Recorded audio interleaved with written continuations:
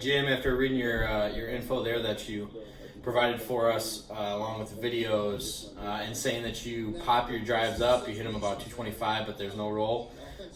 Very, very easy to see in the video there where you tend to break your wrist shortly after. Well, it's happening before you make contact, but you can really see shortly after impact where the club is going to be traveling very fast and upwards when your hands and your body is just kind of stalling. So there's a couple things that I think start with that. So the first thing is you're ultimately doing that to square the club face. So when you're swinging down, you'll see with your driver, the club is pointing upwards a lot. So you stalling your body, getting your hands to basically twist the club closed, that's how you're trying to square the club. I think a part of it too is as you turn back, you tend to bend your right knee as well as your left.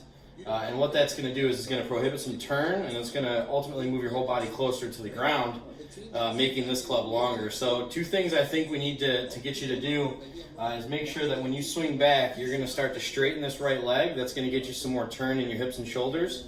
That way it's going to be a lot easier to swing from the outside. And when we swing to the outside, sorry.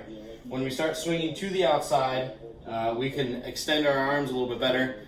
But for the most part, we're going to need to have some control of the club face as well. So make sure that the club is in your first knuckle and the heel pad of your palm is going on top of the grip. That's going to be a very strong grip, so it's going to help you close the club face.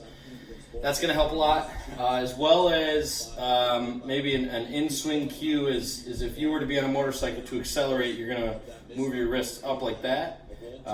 For you, I want you to feel with your left wrist, your lead wrist, a little bit of reverse motorcycle. So what that's going to do is when you start to swing down, as you do that reverse motorcycle, it's going to start to close the club face so you can start to turn your body. You stall your body, stall your hands, and you just let your wrist flip the club through, but that's an act of trying to close the club face. So I think if we have some better club face staying closed, some better control with the club face, and then we get some better turn in the backswing, that should help you hit some farther drives with a little bit more predictable curve.